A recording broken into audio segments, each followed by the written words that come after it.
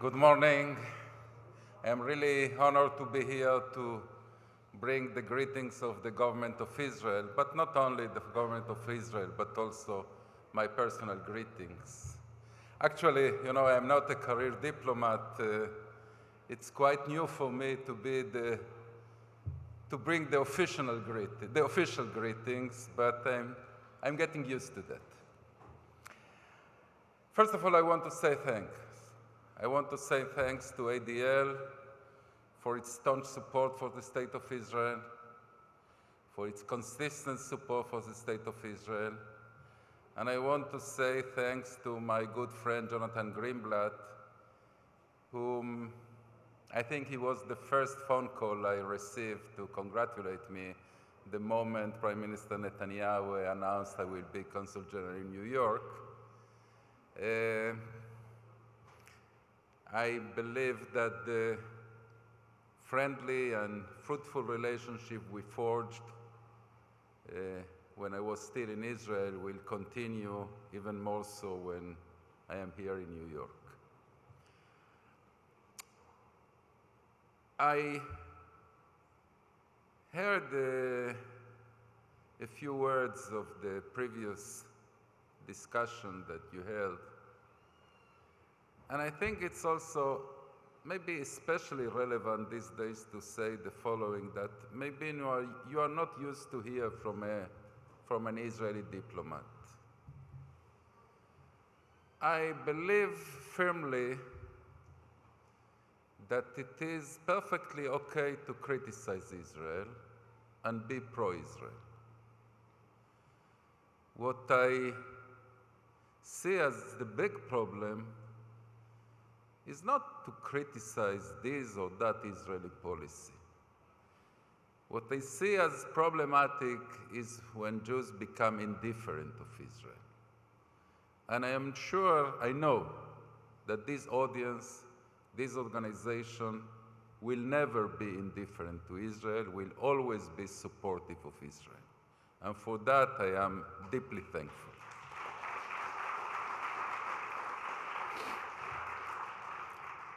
I must admit that I myself never suffered anti-Semitism. I was born in South America. I was born in Buenos Aires. And I know there is, for me, an urban legend that says that anti-Semitism is rampant there. I never felt it. Nevertheless, I am a product, what I am is a product of anti-Semitism. My family fled the pogroms of Europe to the safety of Latin America. Others did it to the safety of North America. Maybe that when my family was told go to America, they chose the wrong America, but that's history. And there my family thrived and developed, and ultimately we came to Israel. So in some sense, what we are is a result of the fact that, yes, in Europe, anti-Semitism was rampant, and even before the Holocaust. And I want to commend ADL for not forgetting that the fight against anti-Semitism cannot be stopped even for one moment, even for 1 second.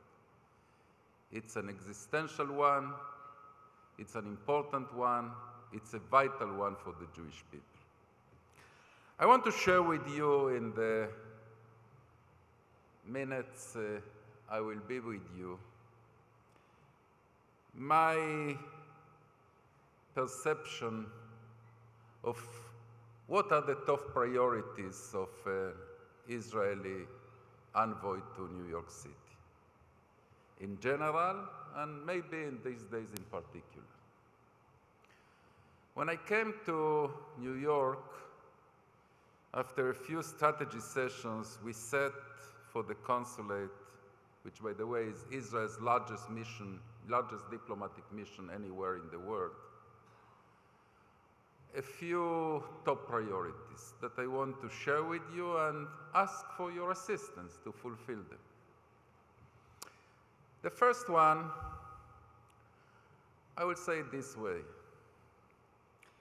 Whoever will neglect to see the changing demographics of this country, of the United States of America, will lose the battle. Whether he is an American politician or a small state in the Middle East. Think about it.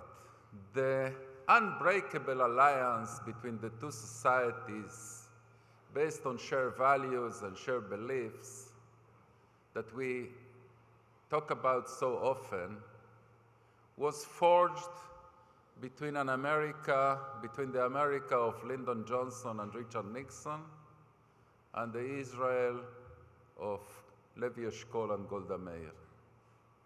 I doubt if that America exists anymore. I doubt if that Israel exists anymore. And I think it's time that we tighten some bolts and nuts and put that alliance for a few days, proverbial days, in the car shop for some maintenance work. I think that whoever understands the tendencies and the trends in this country, first and foremost, has to make serious outreach to the Latino community of this country. I myself pride myself of being the first Latino Consul General of Israel in New York. Ultimately, I have a good purpose to make use of my Spanish, of my fluent native Spanish, but it's not a personal matter. In 2060, 1/3 of the American electorate will be of Latino ascendancy. If Israel, if the Israeli causes, if the Jewish causes do not make inroads into the Latino political positions in this country, we will be there for a rough time. And that's the reason that the first top priority I designed for our consulate is outreach to the Latino community. We are doing it in a myriad of ways, in the Bronx, in Puerto Rico itself, with the Latino communication outlets and media outlets, and first and foremost with the Latino youth. We have a lot to contribute. I will give you just one example. We just facilitate the signing of an MOU, a Memorandum of Agreement of Understanding between the Hadassah Medical Center in Jerusalem with the University of Puerto Rico, but it will have implications also to the Puerto Ricans in New York regarding diseases that affect pregnant women, Zika among them, but not only. The second, and maybe the most delicate one these days, I strongly believe that Israel should continue, and even more than today, being a bipartisan issue in American politics. We cannot give that up. Israel must be also, not only, but also a progressive cause. And there is no reason, I believe, for Israel for not to be a progressive cause. I heard Mayor de Blasio saying a few weeks ago that his support for Israel stems from the fact that from his progressive values, and I couldn't agree more with him. I think we have to build a strong, robust working plan based on that. The days ahead of us in the United States of America, sorry, I think that one party maybe didn't like what I said. I think that the coming days may be challenging in that respect, but we cannot abandon that goal for one single minute. And the third top priority may be the most difficult for me to understand how to accomplish, but again, we cannot avoid doing it, is the millennials. You know, I visited the headquarters of a website that caters to millennials, and I asked the Jewish guy that established it and runs it, how old is he? He told me he's 28. I asked him, what's your secret? How do you establish the multi-million dollars company that caters to millennials? He said, look around you, you see hundreds of employees here. The youngest one is 32. The oldest one, sorry, the oldest one is 32. Well, I'm not going to be 32 again, unfortunately. We will need a lot of advice, a lot of help to do that. We will have to do that. And the fourth, and maybe the last but not least, we must do, all of us, Israelis and American Jews, we must do the utmost effort to make sure that the sacred bond, and I use the word sacred not necessarily in the religious meaning of the word, the sacred bond between Israel and the Jewish diaspora, the sacred bond between Israel and the Jewish people, the sacred bond between Israel and the largest Jewish community in the world, the American Jewish community, continues to be strong, continues to be robust, is not jeopardized, is not damaged by any attitude, Israeli attitudes or Jewish American attitudes. And in that respect, again, I will say very candidly, I think we Israelis have a lot to improve in that respect. The issue of religious pluralism should be taken care of in Israel. We should be, as a society, more respectful of the rights of any Jew, regardless of his or her gender, to pray, to worship in the most sacred places in Jerusalem, according to his or her beliefs.